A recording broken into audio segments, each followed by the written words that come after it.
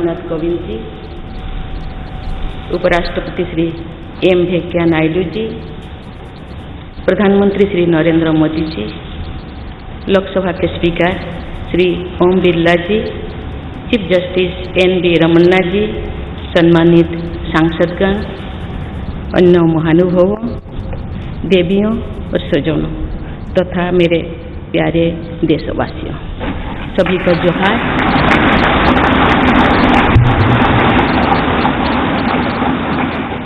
भारत के सर्वोच्च संवैधानिक पद पर निर्वाचित करने के लिए मैं सभी सांसदों और सभी विधानसभा सदस्यों का हार्दिक आभार व्यक्त करती हूँ। आपका मत देश के करोड़ों नागरिकों के विश्वास की अभिव्यक्ति है। मैं भारत के समस्त नागरिकों की आशा, आकांक्षा और अधिकारों की प्रतीक इस पवित्र संसद से सभी देशवासियों का पूरी विनम्रता से अभिनंदन करता हूँ।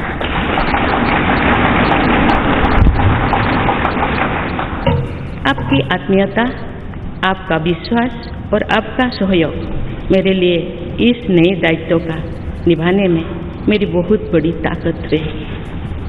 मुझे राष्ट्रपति के रूप में देश ने एक ऐसे महत्वपूर्ण कालखंड में चुना है जब हम अपनी आज़ादी का अमृत महोत्सव मना रहे हैं।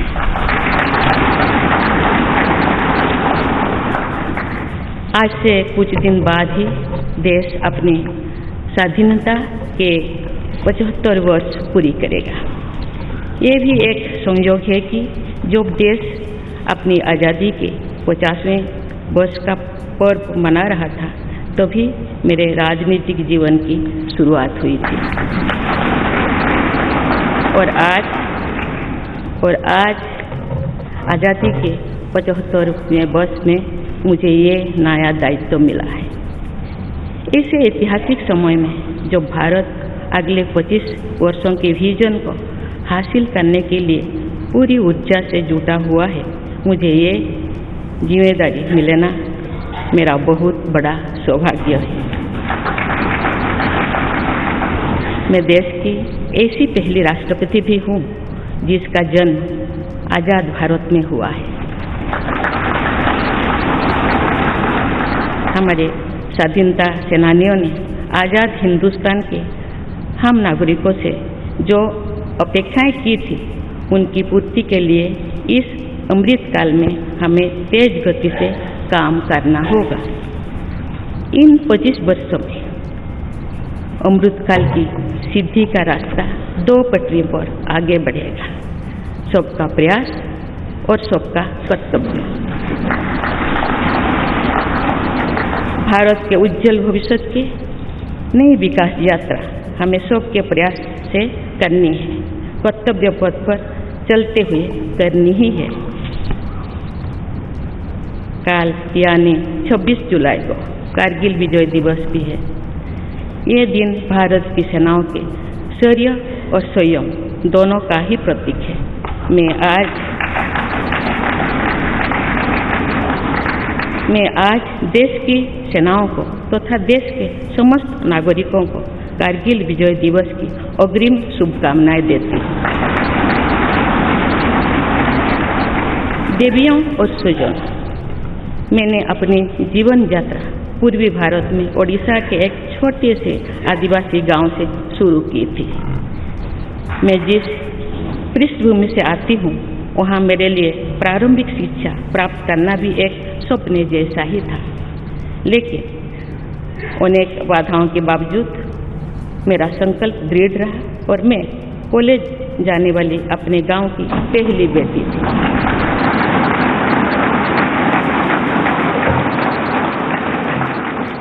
मैं जनजातीय समाज से हूँ और वार्ड काउंसिलर से लेकर भारत की राष्ट्रपति बनने तक का अवसर मुझे मिला है। ये लोकतंत्र की जननी भारतवर्ष की महानता है। ये हमारे लोकतंत्र की ही शक्ति है कि उसमें एक गरीब घर के पैदा होने बेटी दूर सुदूर आदिवासी क्षेत्र में पैदा हुई बेटी भारत के सर्वोच्च संवैधानिक पद तक पहुंच सकती है। राष्ट्रपति के पद पहुंचना मेरी व्यक्तिगत उपलब्धि नहीं है, ये भारत की प्रत्येक गरीब की उपलब्धि है। मेरा निर्वाचन इस बात का सबूत है कि भारत में गरीब सपने भी देख सकता है और उन्हें पूरा भी कर सकता है।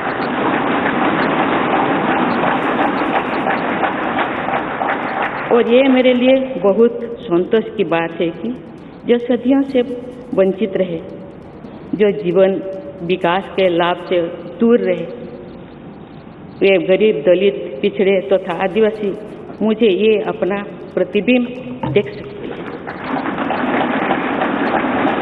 मेरे इस निर्वाचन में देश के गरीब का आशीर्वाद शामिल है।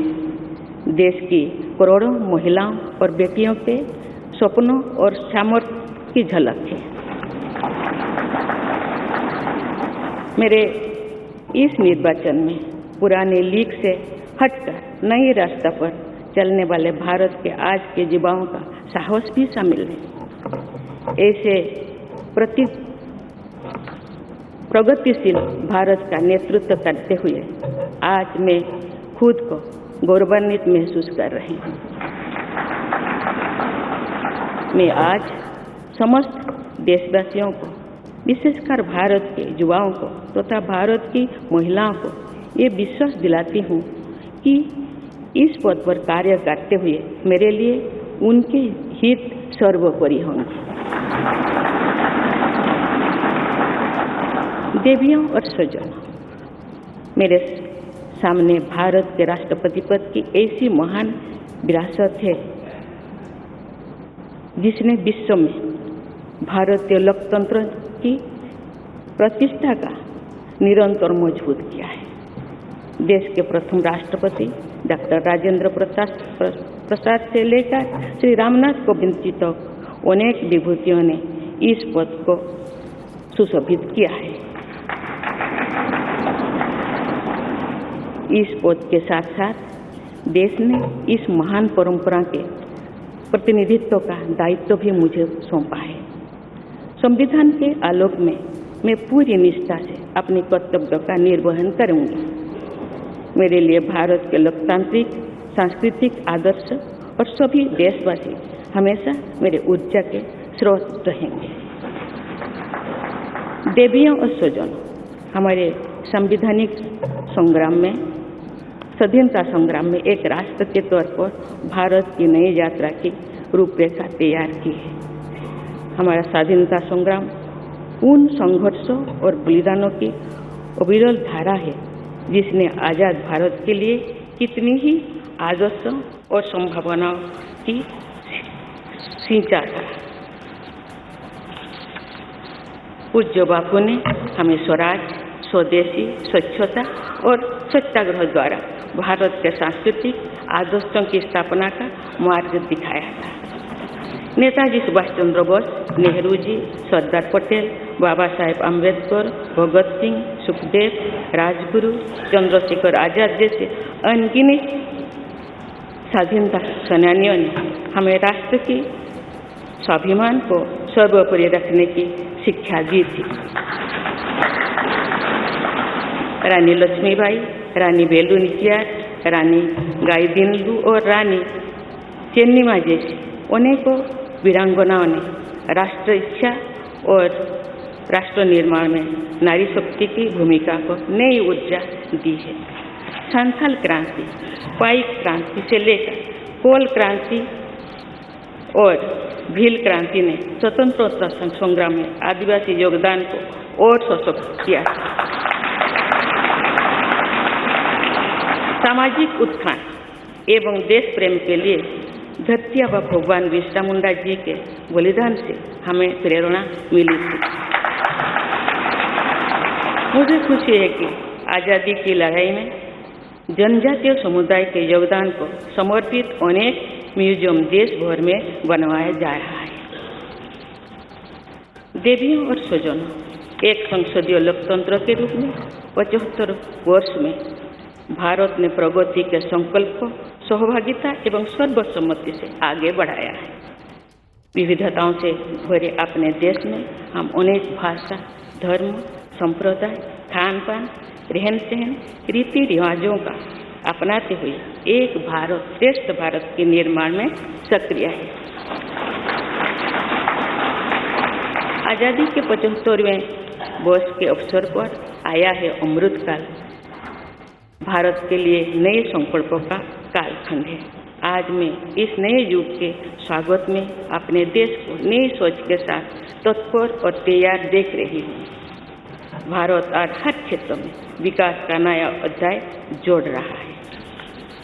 कोरोना महामारी के वैश्विक संकट का सामना करने में भारत ने जिस तरह का सामर्थ्य दिखाया है, उसने पूरे विश्व में भारत की साख बढ़ाया है।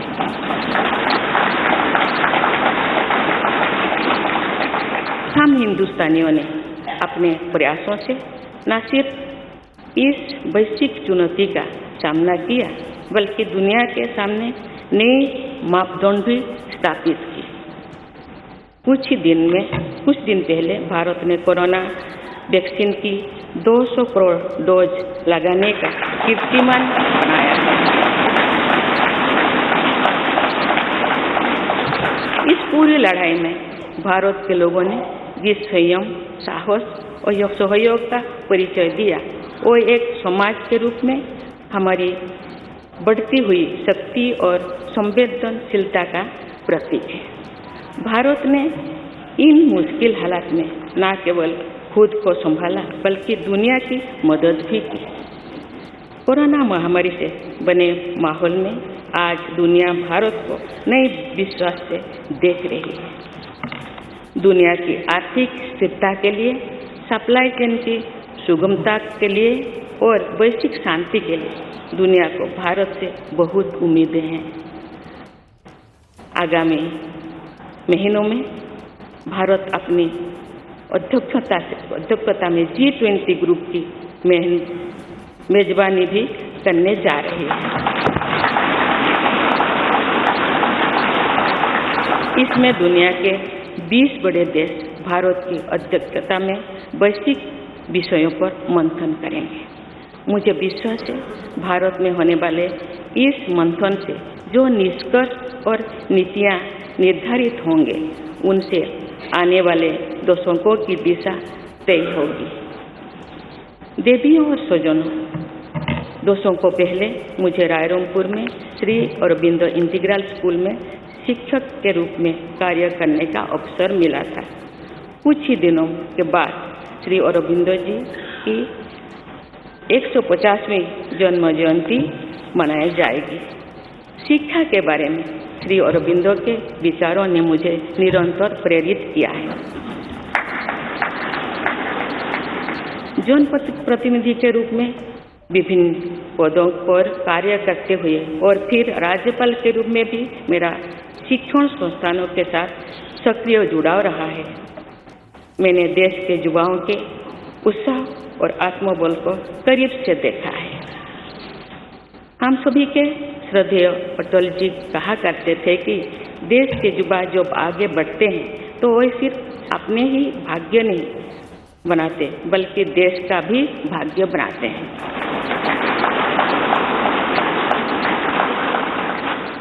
आज हम इसे सोच होते देख रहे हैं।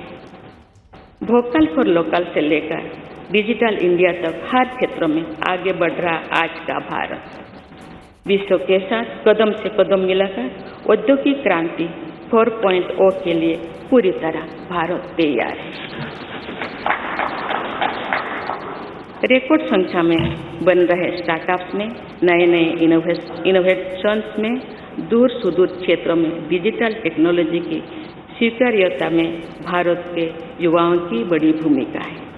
बीते वर्षों में भारत ने जिस तरह महिला सशक्तिकरण के लिए निर्णय लिए हैं, नीतियां बनाई गई है, इससे भी देश में एक नई शक्ति का संचार हुआ है।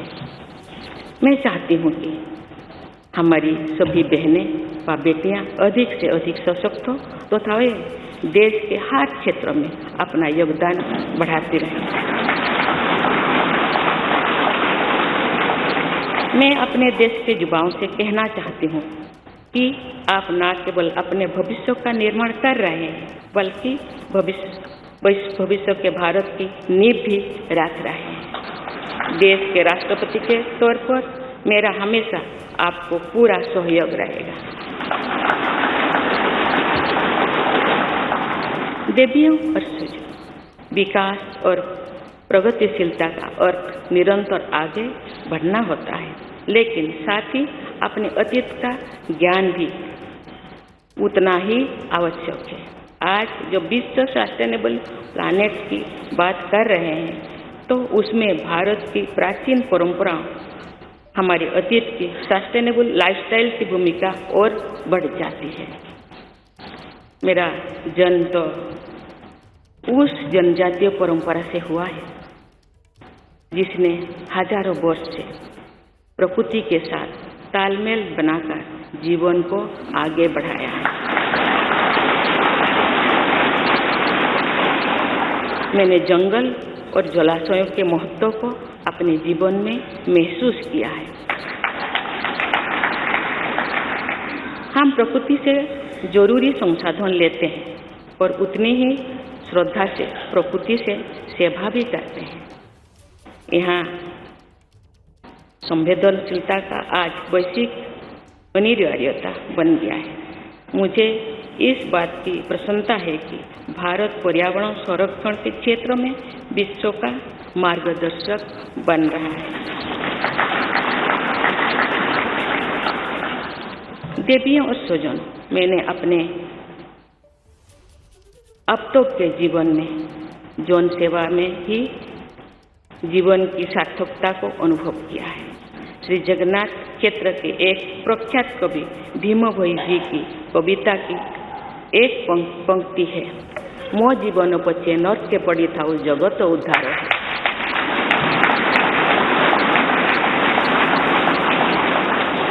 अर्थात अपने जीवन के हित और हित से बड़ा जगत कल्याण के लिए कार्य करना होता है।